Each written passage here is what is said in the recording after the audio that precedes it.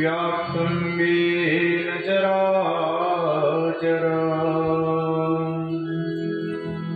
तत्पदं दर्शितं येन तस्मै श्री गुरुवे नमः। गुरुर्ब्रह्मा गुरुर्विष्णु गुरुर्देव महेश्वर गुरुर्साक्षात् ब्रह्मा तस्मै श्री गुरुवे नमः। मुखं करोति वाचालं पङ्गुमलङ्घ्यते गिरिं यत्कृपातमहं वन्दे परमानन्दमाधवम्।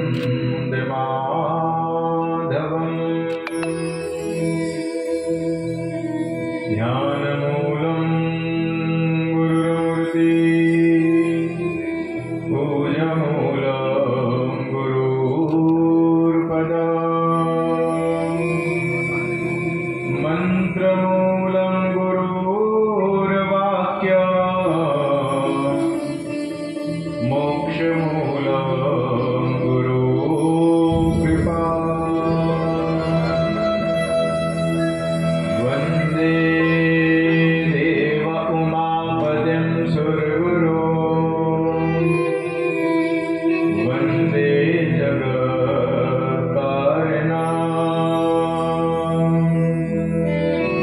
वन्दे पन्नगभूषणं मृगधरा वन्दे पशूनां पते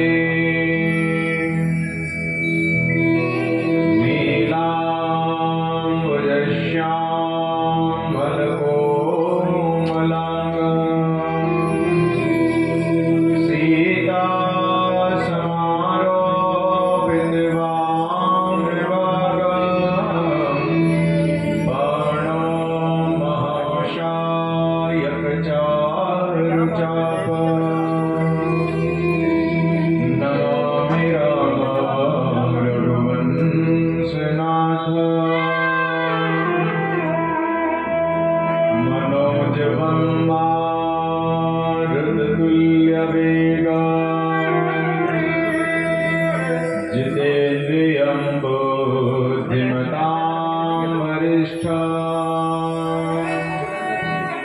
वातात्मजं वानरयोधमुख्यं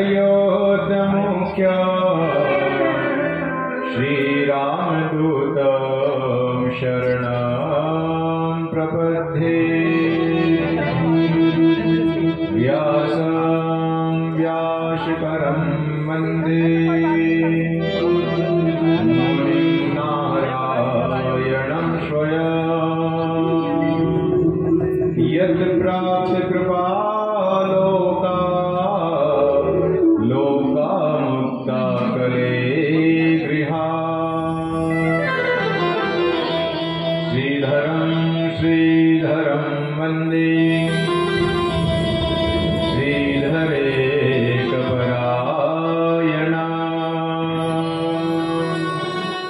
यस्य एव श्रीप्रसादेन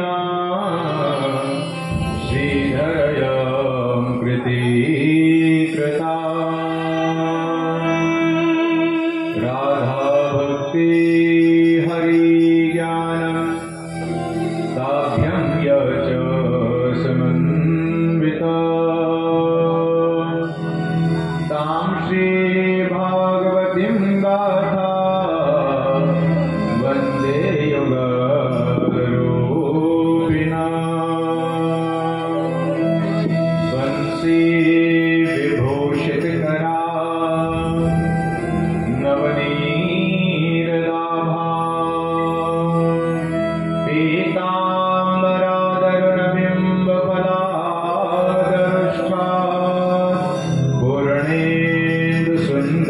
प्रभादरविन्दनेत्रा कृष्णात् परं किमपि तत्त्वमहं न जाने।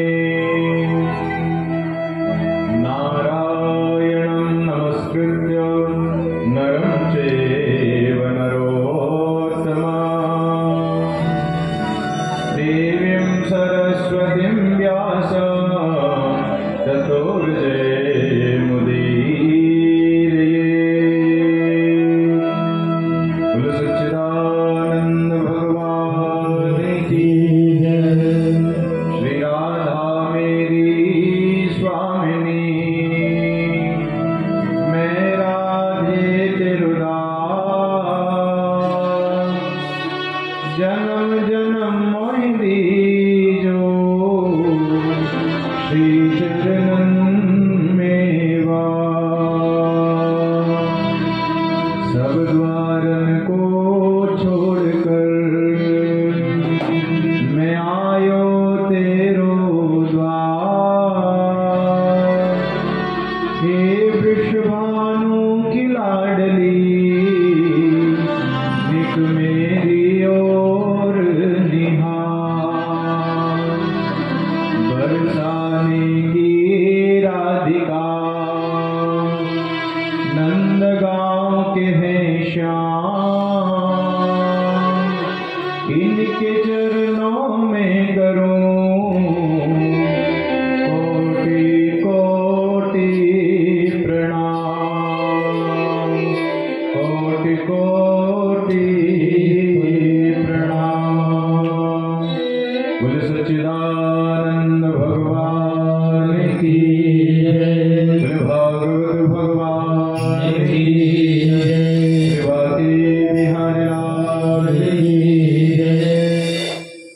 परम मंगलमय श्रीमद्भागवत महापुराण परम हंस संहिता वैष्णव संतों का परम धन श्रीमद्भागवत महापुराण उन आनंद गंग अनंत कोटि ब्रह्मांड नायक कुंज निकुंजेश्वर राधारमन बाधाहरण वृंदावन चंद्रश्री बाके बिहारी की एवं वृषभानुनंदनी श्री राधा रानी की कृपा से हम सब पूर्व वर्ष की भांति श्रीमद्भागवत कथा श्रवण करने के लिए उपस्थित हो चुके हैं।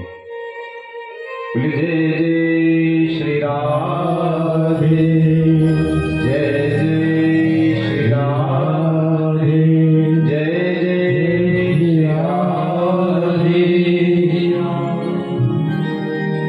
आइए कथा में प्रवेश करने से उपरांत हम सब अपने जिह्वा को पवित्र करते हुए प्रभु के नाम का उच्चारण करें। बाके बिहारी जी के चरणों में प्रणाम करते हुए हे बाके बिहारी गिरधारी हो प्यार तुम्हारे चरणों में। बाके बिहारी गिरधारी हो प्यार तुम्हारे चरणों में। बाके बिहारी गिरधारी हो प्यार तुम्हारे चरणों में।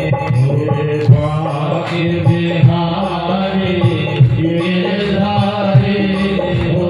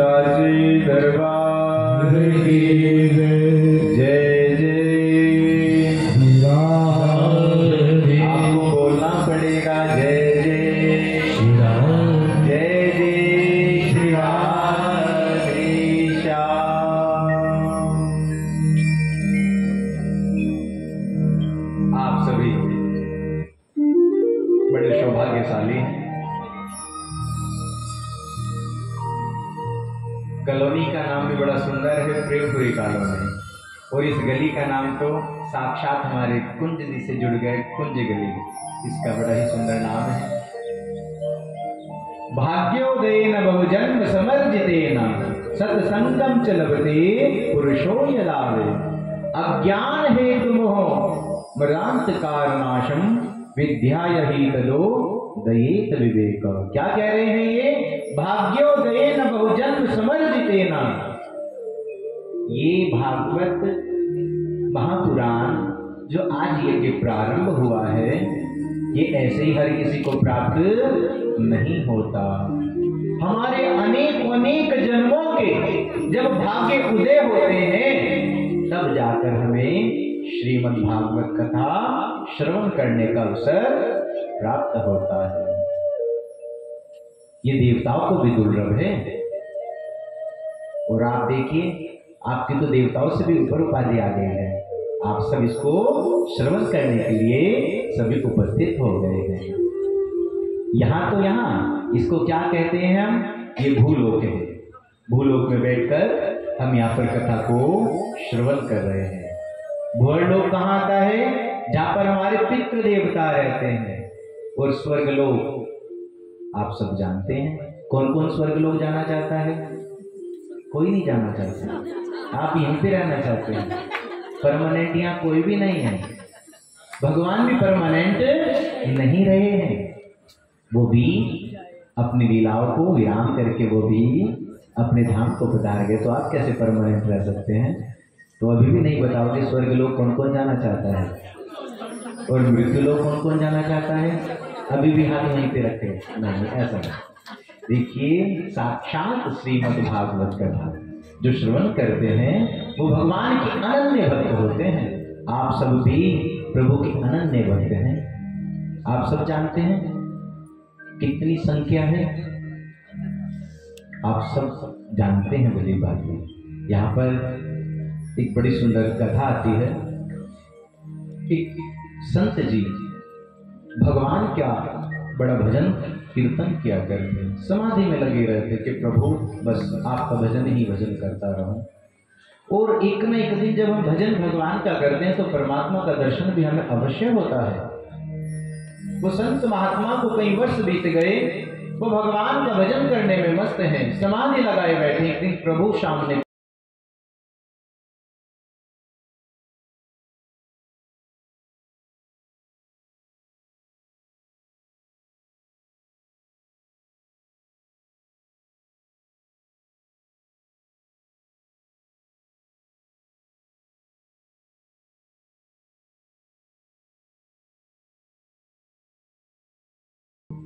मुझे आपके दर्शन हो गए, मुझे और कुछ नहीं चाहिए। प्रभु कहते नहीं नहीं, इस कलयुग में कोई भी ऐसा व्यक्ति नहीं है कि जो बिना इच्छा के कोई कार्य को करता हो।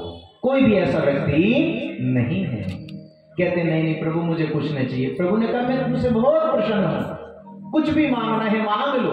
कहते बस प्रभु मांगना क्या है? अगर कुछ देना ही चाहते हो तो मैं केवल एक चीज देखना चाहता हूं। क्या? कि प्रभु मैं जीते जी स्वर्ग लोक और नरक लोक देखना चाहता हूं। प्रभु ने कह दिया तथास्तु, ठीक है।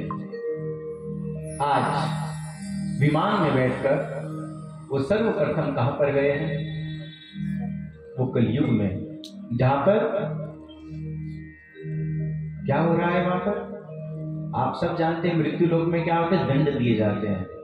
हम जितने भी पाप करते हैं सब एक एक पाप का आपसे वहां पर पूछा जाएगा। पहले तो आपको अपने आप ही बताना कि हाँ जी आपने कुछ किया है, लेकिन हम कभी भी अपने अगर हमसे कुछ अपराध हो जाए तो हम उसको अपने मुख से नहीं बोलते, और कुछ पुण्य हो जाए तो हम कहते हैं आज हम पता कहां पर गए थे, आज हम शोभा यात्रा में गए थे। हम सब बड़ी अच्छे से बताते हैं, क्यों? आज हमने अच्छा कार्य किया है। तो वो सीधे सर्वप्रथम मृत्यु लोक में गए और वहां पर घोर नरक को देख रहे हैं। किसी के कोड़े लग रहे हैं, किसी को तपाया जा रहा है, और एक व्यक्ति वहां पर उसको कोड़े पड़ रहे हैं। वो बड़ा ही प्रसन्न हो रहा है, हंस रहा है वो। उन्होंने पूछा अरे आप इतने प्रसन्न हो रहे हो, आपको इतने कोड़े लग रहे हैं और इसमें कोई आना भी नहीं चाहता मृत्यु लोक, यहाँ पर घोर नरक है ये। कहते हैं मैं आपको बताऊं मैं क्यों इतना प्रसन्न हो रहा हूं कि मेरे कुल में इस इतने सुंदर बालक ने जन्म लिया है कि वो प्रेमपुरी में बैठकर सभी के सभी कथा को श्रवण कर रहे हैं, श्रीमद् भागवत कथा को।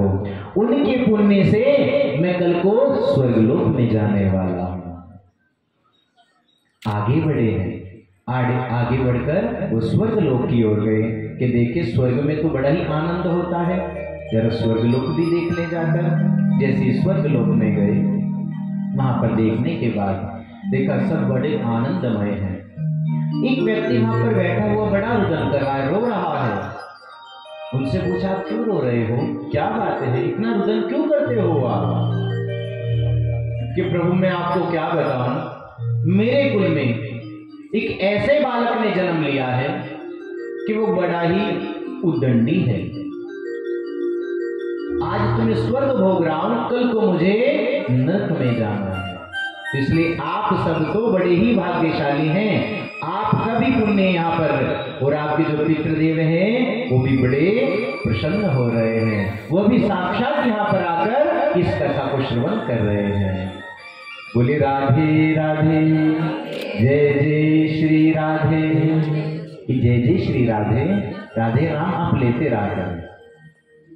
भाग्योदय न बहुजन्म समर्जिते न, जब हमारे कई जन्मों के भाग्योदय होते हैं तब जाकर हमें कुछ शुभ कार्य करने का अवसर प्राप्त होता है। और भाग्योदय कब होते हैं हमारे? जब हमारे पुण्य का, आप सब जानते हैं 2 प्रकार के कलश होते हैं, एक पुण्य का घड़ा होता है और एक पाप का घड़ा होता है। जो पाप का घड़ा होता है वो फूट जाता है, और जो पुण्य का घड़ा होता है वो कभी फूटता नहीं है, उसमें से तो अमृत निकलता है। और जब अमृत निकलता है तो इतना सुंदर आयोजन यहाँ पर ये प्रारंभ हो जाता है। हर वर्ष की बात ही इतना सुंदर ये आयोजन प्रारंभ हो जाता है। आप सब जानते हैं पाप का घड़ा क्या होता है। हम देखते हैं कि कोई हमारा पड़ोसी है, ऐसा नहीं, यहाँ तो सब बहुत अच्छे, यहाँ की नहीं, लेकिन कोई हमारा ऐसा पड़ोसी है वो बड़ा ही उद्दंडी है, किसी न किसी बात पर किसी न किसी को कुछ ना कुछ कहता ही रहता है।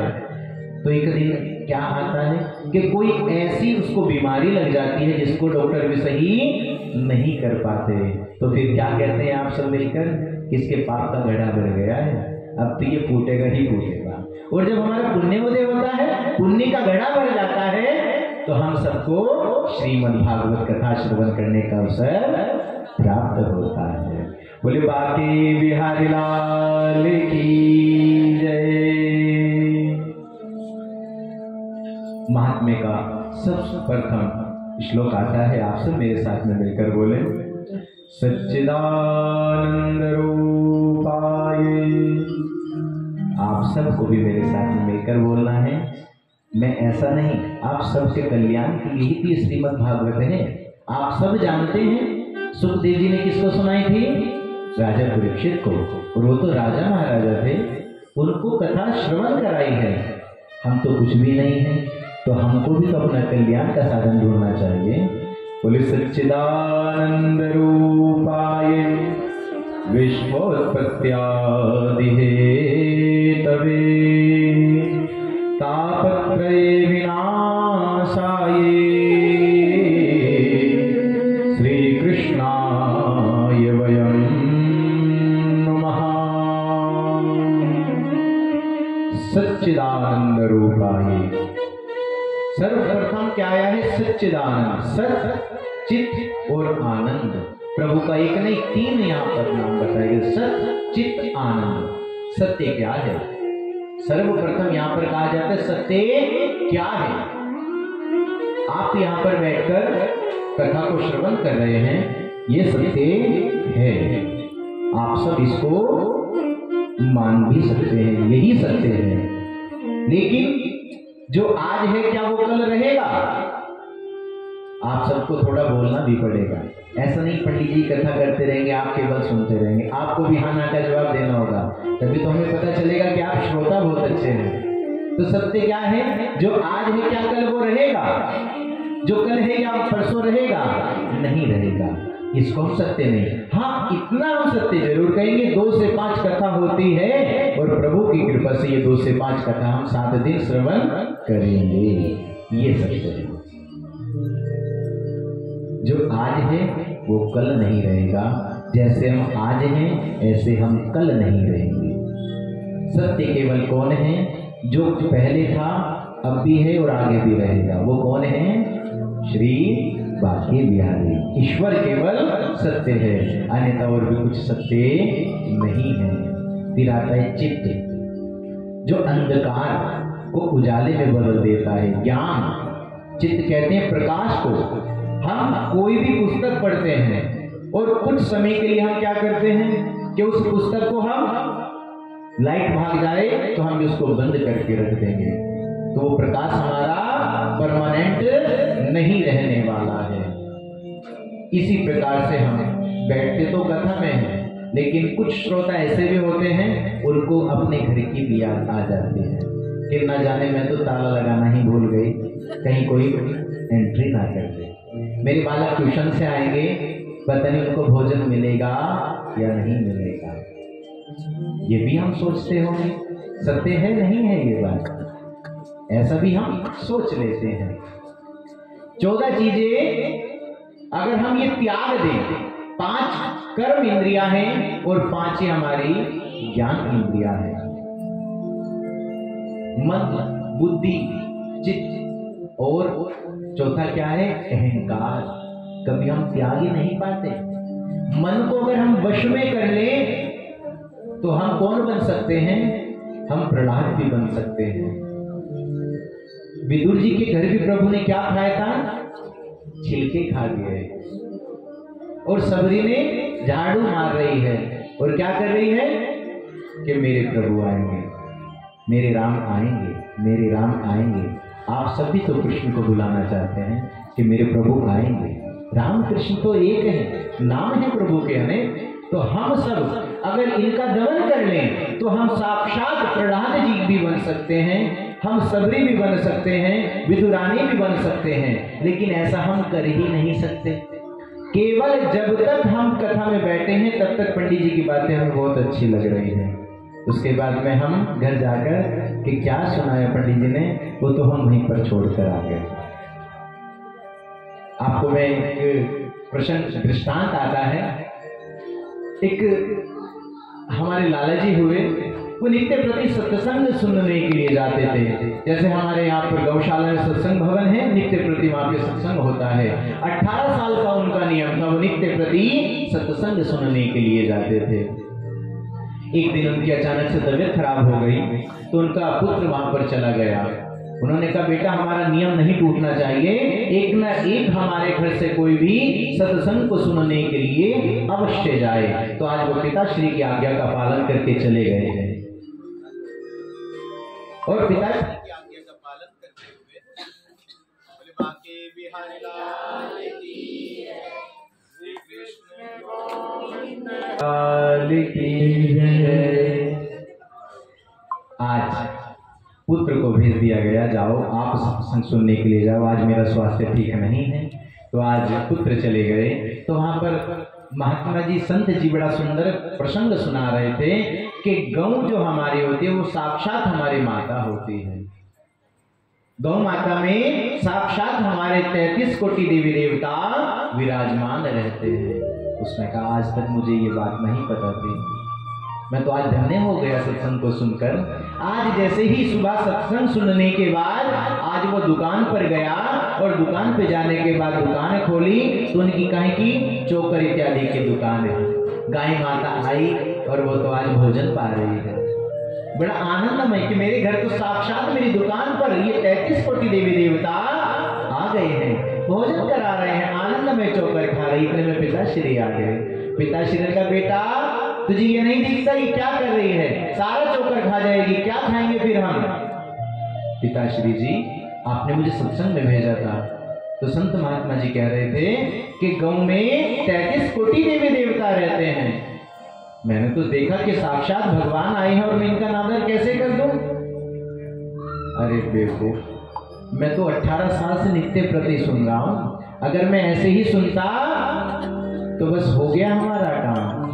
इसलिए कहा जाता है कि 2 कान दिए हैं, जब तक सत्संग सुन रहे हैं आप वहीं के वहीं इधर से सुनो और इधर से निकाल दो। तो आप तो ऐसा नहीं करते, आप तो बड़े ही अच्छे हैं, कर्मठ हैं, आप बड़े ही आनंदमय। पुनः आनंद, आनंद किसे कहते हैं? क्या इस समय हम इस कथा को श्रवण कर रहे हैं? आपने छोले चावल खाए थे, क्या उसमें आपको कुछ, उसको आनंद नहीं कहेंगे, उसको आनंद नहीं कहेंगे। आनंद किसे कहते हैं? जो साक्षात परमात्मा से मिला है। एक मास्टर जी ने अपने एक शिष्य को भेजा कि जाओ सामने एक रसगुल्ले की दुकान है और 10 रुपए दिए और जाकर 2 रसगुल्ले लेकर आओ। कभी कभी टीचर का मन कर जाता है कि बच्चे बड़े अच्छे अच्छे लंच लेकर आते हैं, तो उन्होंने एक बालक को भेज दिया। तो वो गया और जाने के बाद में उसने देखा उसकी जीभ में पानी आ गया जैसे 2 रसगुल्ले थे। एक रसगुल्ला उठाया और खा लिया, और अपना टीचर के पास में आके कहने का, लो गुरुजी ये लो, मैं आपके लिए लेकर आया हूँ। कहने कि मैंने तो तुम्हें 2 के पैसे दिए थे, ये 1 कैसे लेकर आए? मेरा मन कर रहा था, मैंने खा लिया। कैसे खाया? दूसरा उठाया और वो भी खा लिया। तो क्या उसको आनंद कहेंगे? हम कभी कभी ऐसा करते हैं कि बड़े भूख लग रही है और सुंदर सा भोजन, स्वादिष्ट सा भोजन आ जाए तो हम कहते हैं आनंद आ गया। केवल आनंद कब तक है वो? जब तक आपने 2 रोटी खाई। अगर कोई वही 20 रोटी खिला दे तो आप कहोगे अब तो डॉक्टर के पास हमें जाना होगा। आनंद वो नहीं है। आइए हम सब भी मिलकर आनंद लें। आनंद कैसे होता है? भगवान के कीर्तन में हमें सबको आनंद मिलता है। श्याम प्यारे से जिसका संबंध है, किस किस का संबंध है श्याम प्यारे से? हाथ दोनों खड़े करके, क्योंकि ये जो संबंध है ना, परिवार कोई किसी का संग नहीं रहता। जब मर जाते हैं ना, जल्दी चलो और जल्दी इसको बस क्यों दुर्गंध आ जाती है। जब तक आप जीते जी हैं तब तक ही आपके संग में रहते हैं, अन्यथा हमें किससे प्यार करना है? श्याम प्यारे से जिसका संबंध है, श्याम प्यारे से जिसका संबंध है, उसे हर घड़ी आनंद ही आनंद है, उसे हर घड़ी आनंद ही आनंद है। श्याम प्यारे से जिसका संबंध है, श्याम प्यारे से जिसका संबंध है, उसे हर घड़ी आनंद ही आनंद है, उसे हर घड़ी आनंद ही आनंद है।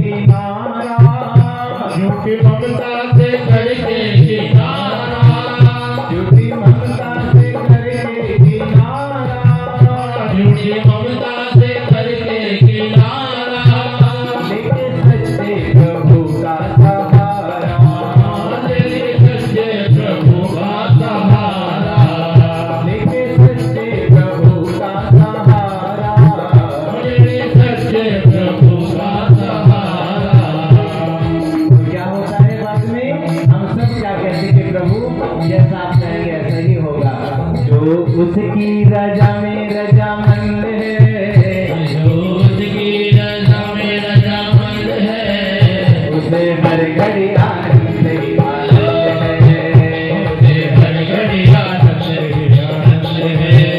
बाके बिहारी लाल की जय हो।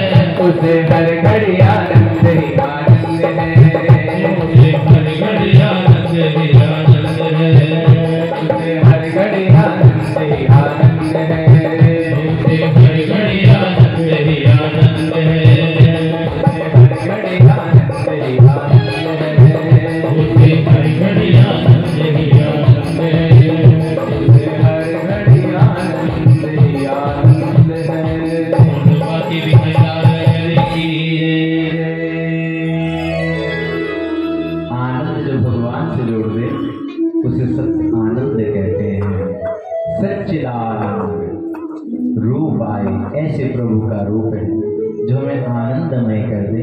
सच्चिदानंद रूप आए विश्वोत्पत्त्यादि हेतवे, जो विश्व को बनाते हैं, विश्व को बनाने के बाद उसका पालन करते हैं और उन्हें उनका साक्षात कृष्ण है। विश्वोत्पत्त्यादि हेतवे तापत्रये विनाशाय, 3 प्रकार के ताप, देहिक देविक भौतिक तापा, देहिक देविक भौतिक तापा, बाल व्याप का हो नहीं व्यापा, नाम विनाश का हो नहीं व्यापा। 3 प्रकार के जो तापों को मिटाने वाले हैं, ऐसे कृष्ण को हम सब प्रणाम करते हैं। बोलो बाल कृष्ण भगवान की जय। जय जय श्री राम, जय जय राम, जय जय श्री राधे श्याम। ऐसे बाल कृष्ण को हम प्रणाम करते हैं। आप सभी ने आज प्रातःकाली प्रभु ने इंद्र देवता भी बड़े प्रसन्न हो रहे थे। आज फुहार जैसे पुष्पों की वर्षा साक्षात बरस रही हो, साक्षात भगवान की कृपा हम पर अमृत बरस रहा है। आप सब जानते हैं कई महीनों बाद ये अमृत हम सबको प्राप्त हुआ है, क्योंकि बारिश नहीं होती तो अन्न इत्यादि कैसे प्राप्त होगा। तो बड़ा सुंदर आनंदमय आप सब आज शोभा यात्रा में शामिल हुए। मंत्र आता है कलश से मुखे विष्णु कंठ रुद्र समासिता। जो कलश से मुखे विष्णु, जो मुख होता है कलश के अंदर, जो आप सबने यहाँ पर कलश को विराजमान किया है, कलश से मुखे विष्णु, जो कलश का मुख होता है उसमें साक्षात विष्णु रहते हैं। कलश से मुखे विष्णु कंठे रुद्र समासिता, कंठ में कौन रहते हैं? भगवान रुद्र रहते हैं। कलश से मुखे विष्णु कंठ रुद्र समासिता, मूल स्थितो ब्रह्मा, जो मूल भाग होता है वहां पर रहते हैं साक्षात ब्रह्मा। तो ब्रह्मा, विष्णु और महेश, वो तीनों के तीनों इस कलश में विराजमान हो गए। कलश से मुखे विष्णु कंठ रुद्र समासिता, मूल स्थितो ब्रह्मा।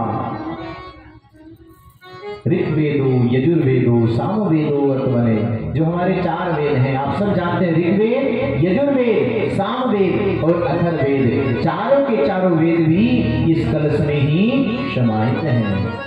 अत्र गायत्री सावित्री शांति पुष्टि करी तथा। दक्ष की कितनी पुत्री हैं, कितनी कन्याएं हैं? 16। 16 की 16 कन्या भी हम कोई सूक्ष्म से पूजा करते हैं। सत्यनारायण भगवान की अगर कथा भी श्रवण करते हैं, जो पूजा होती है तो उसमें भी 16 माताएं, जो हमारे घर में अन्न का धन का भंडार भरती हैं, वो भी इस कलश में समाहित हो जाती हैं। कंठे रुद्र समासिता, मूले तिष्ठतो ब्रह्मा, मध्यमांग गणाशमृता, कुक्षो तु सागरा सर्वे, सप्तदीपा वसुंधरा। हमारे कितने सागर हैं? 7 सागर हैं, 7 दीप हैं, वो भी सब इसमें विराजमान हो जाते हैं। सप्तदीपा वसुंधरा, ऋग्वेदो यजुर्वेदो सामवेदो वर्तमने, अंगे चे सहिता सर्वे कलशंतु समासिता। अत्र गायत्री सावित्री शांति पुष्टि करी तथा आयन्तु शांत्यर्थम दुरितक्षगारिका। गंगा यमुना सरस्वती गोदावरी कावेरी सब की सब इस कलश में आ जाती हैं। और आप देखिए, आपने जो ये कलश अपने सिर पर धारण किया है, तो ब्रह्मांड आपने अपने सिर पर धारण कर लिया। और पुनः फिर इसके बाद में आप प्रभात फेरी, कोई और होता तो कहते हैं हम तो अपने घर में ही अच्छे हैं, इतनी सर्दी हो रही है बीमार पड़ जाएंगे, हम नहीं जाते। लेकिन प्रभु जिसको बुलाते हैं वही आते हैं। प्रभात फेरी का अर्थ क्या होता है? यहाँ पर ऐसा कहा जाता है, श्रीमद् भागवत सप्ताह जहाँ पर प्रारंभ हो रही है, आप अपने अपने रिश्तेदारों को, परिवार को, पड़ोसी को, मित्र को, जिसको आप जानते हैं, सब जगह इसका प्रचार करना चाहिए। प्रभात फेरी का अर्थ भी यही है, जहाँ तक तक सूचना नहीं गई है, वहां पर भी प्रभात फेरी के माध्यम से सबको मालूम हो जाए कि प्रेमपुरी कॉलोनी पारदेश्वर महादेव मंदिर के सामने कुंज गली है, वहां पर श्रीमद् भागवत यज्ञ आज से प्रारंभ हो गया। तो आप सबने पूरे ब्रह्मांड को अपने सिर पर उठाया। अगर हमारे भाई इनको कहते जाए कि थोड़ी देर के लिए इस कलश को आप पकड़ लो, ये तो कहीं बस तेरा ही काम है, तू ही संभाल, मैं तो आगे नहीं चलने वाला। लेकिन हमारे यहाँ के तो हमारे बड़े बुजुर्ग आप सभी बड़े ही आनंदमय हैं। आपको जो भी सेवा दे दी जाए उसी सेवा को आप परिपक्व होकर करते हैं।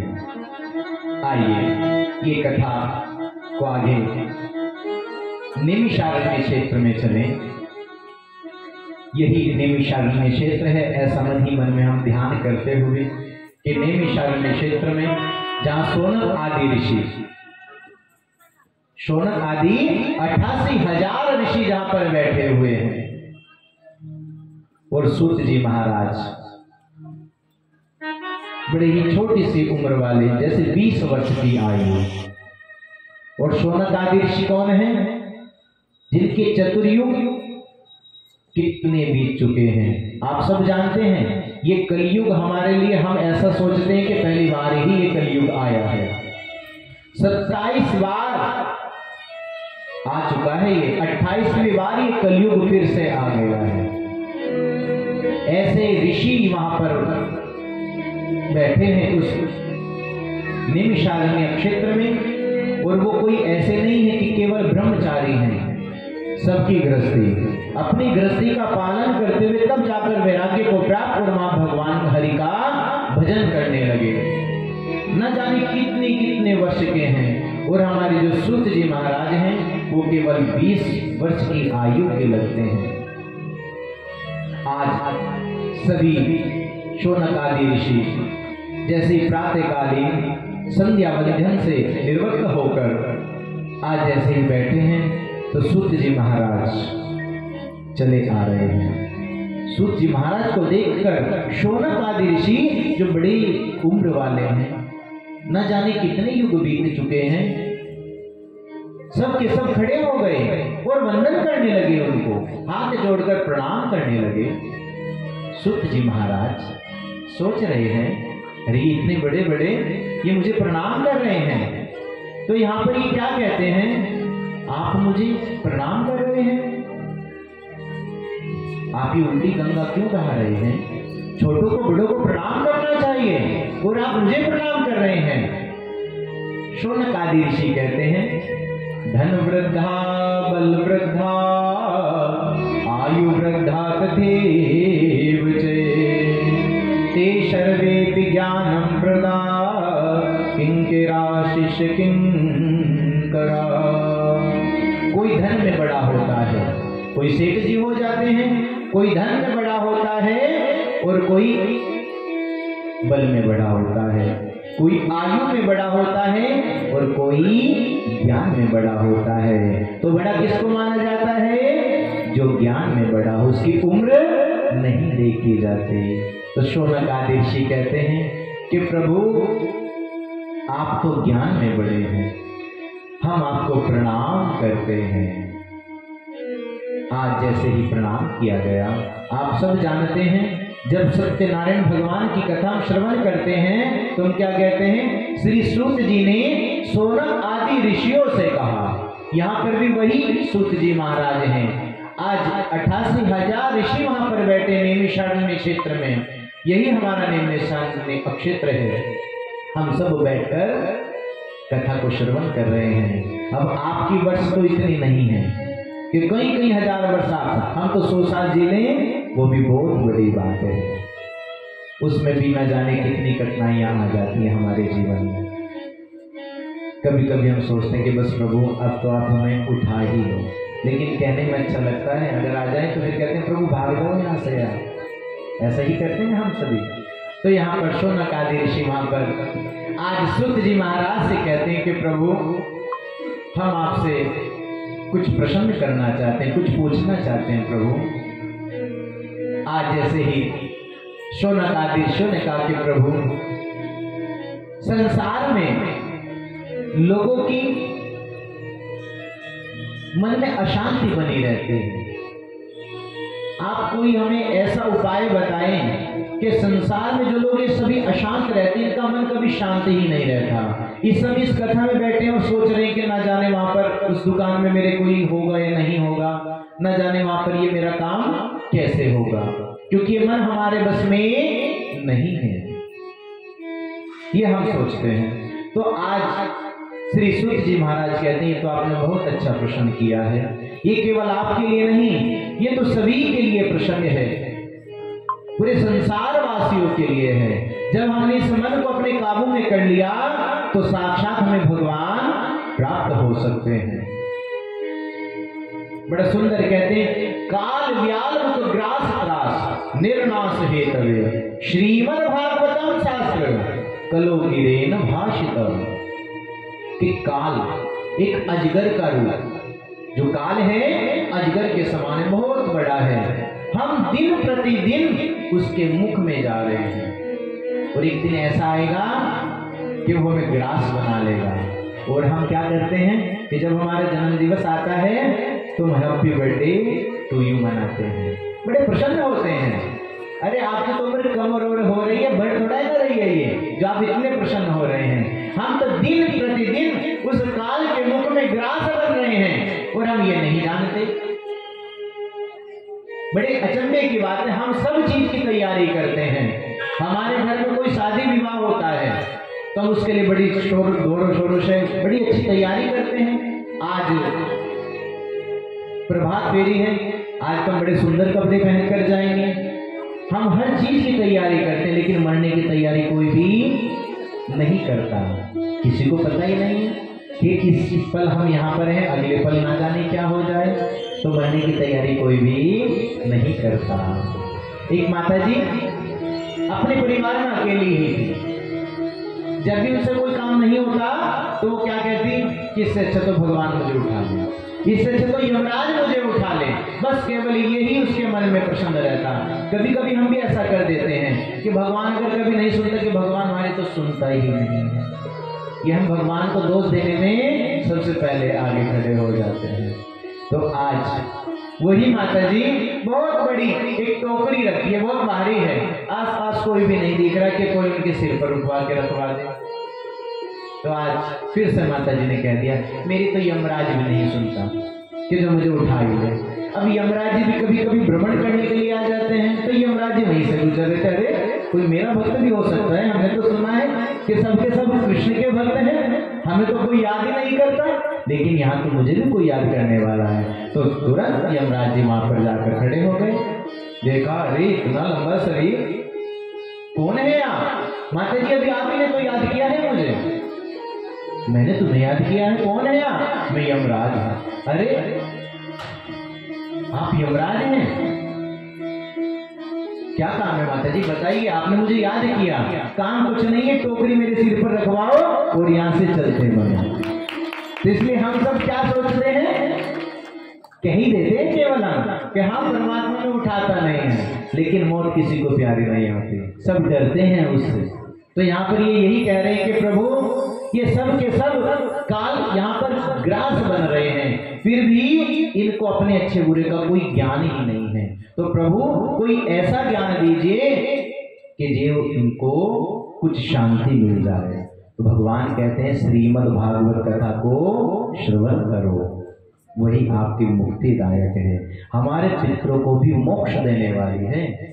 हम अपने पितरों के निमित्त गायत्री इत्यादि कराते हैं, नारायणी कराते हैं, और जिसके पितरों के निमित्त साक्षात श्रीमद् भागवत कथा हो जाए तो वो सीधे वैकुंठ लोक में चले जाते हैं और वो जन्म मरण का चक्कर ही छूट जाता है।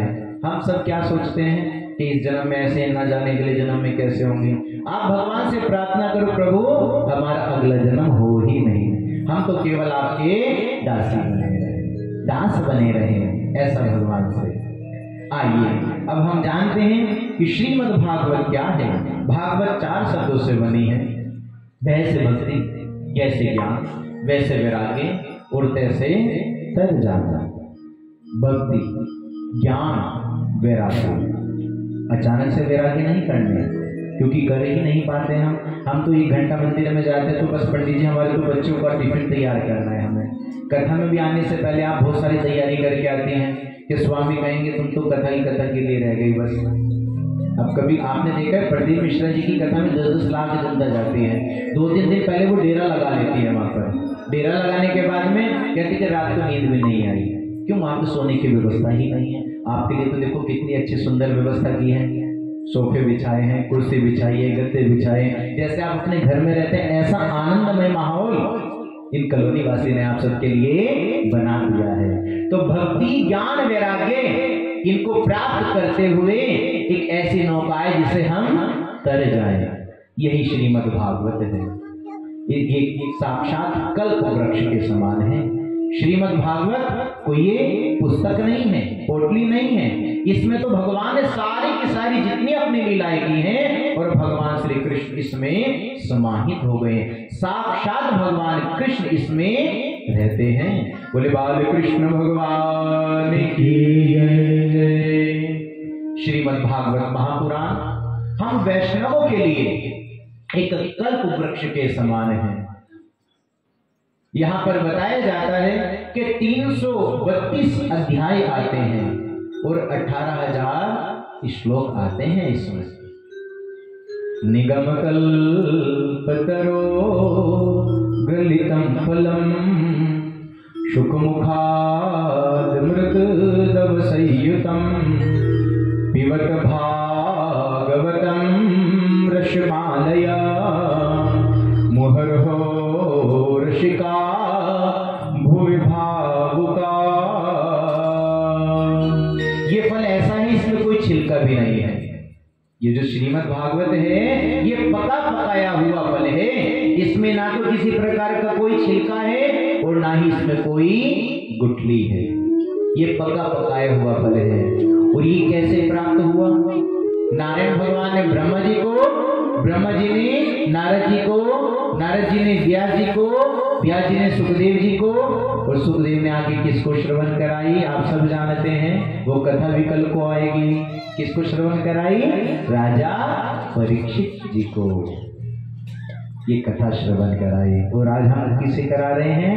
आप सभी भक्तों को यही कथा श्रवण करा रहे हैं। तो ये पका पकाया हुआ फल है। और यहाँ पर बड़े आनंदमय एक दिन नारद जी बड़ी तीव्र गति से कहां पे दौड़े दौड़े जा रहे हैं? बद्री का आश्रम। सूत जी महाराज ने ऋषियों से यही प्रश्न किया कि प्रभु ये श्रीमद् भागवत कथा कहां से प्रारंभ हुई, किसने इसको श्रवण कराया, किसने सुनाई है इसको, आप भी हमें बताने की कृपा करें। तो आज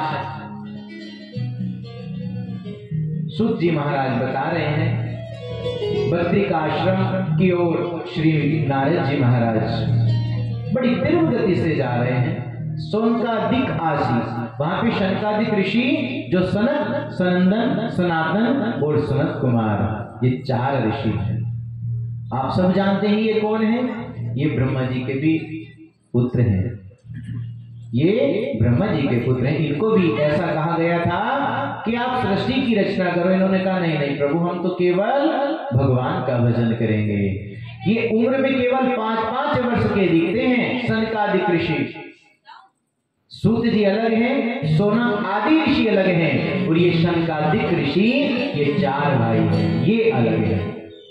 तो ये शनकादिक ऋषियों ने जैसे देखा नारद जी बड़ी तीव्र गति से हमारे पास में आ रहे हैं, और देखा कि आप सब जानते हैं जब बद्री आश्रम में जाते हैं, बद्री विशाल जी में, तो वहां जो टेम्परेचर रहता है वो भी शून्य रहता है, माइनस में चला जाता है। और ऐसे माइनस में नारद जी को पसीने आ रहे हैं। अरे प्रभु नारद जी, आपका आगमन, आप इतने पसीने में, कोई आपका धन लुट गया, क्या बात है, आप इतने परेशान क्यों होते हैं? नारद जी उनके चरणों में गिर गए।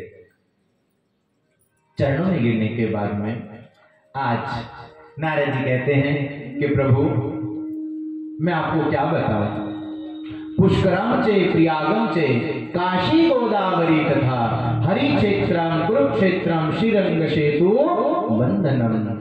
मैं प्रयाग जी में गया, पुष्कर जी में गया, काशी में गया। मैंने सोचा चलिए अब मैं इस भूलोक को देख लूं। बड़ी प्रसन्नता होती है यहाँ की कि यहाँ तो बड़े अच्छे अच्छे सज्जन रहते हैं। तो मैं भी भ्रमण करने के लिए आया। तो मैंने देखा, मैं अनेक तीर्थ स्थान में गया। उन तीर्थ स्थान में मुझे कहीं भी शांति नहीं मिली।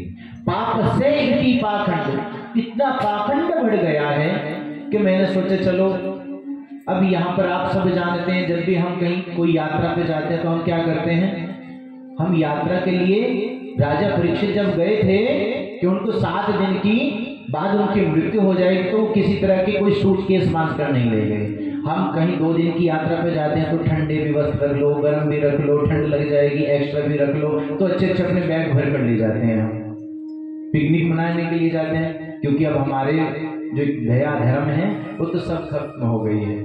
आप सब जानते हैं पहले क्या करते थे, यात्रा पे कौन जाते थे, ये 4 धाम की यात्रा पे, जब उन्होंने बच्चों का पालन पोषण कर लिया, बच्चे बड़े हो गए, शादी हो गई, कहने लगे भाई अब तो हम यात्रा पे जा रहे हैं। अब तो छोटे छोटे बच्चे कहते हैं पापा हम यात्रा पे जा रहे हैं, और करते क्या है, वहां पर मौज मस्ती करते हैं। तो कहते हैं पापस से ही पाखंड, इतना पाखंड फैला हुआ है, मैं आपको क्या बताऊं। फिर पुनः मैंने सोचा कि संतों के आश्रम की ओर चलूं, वहां पर हो सकता है, क्योंकि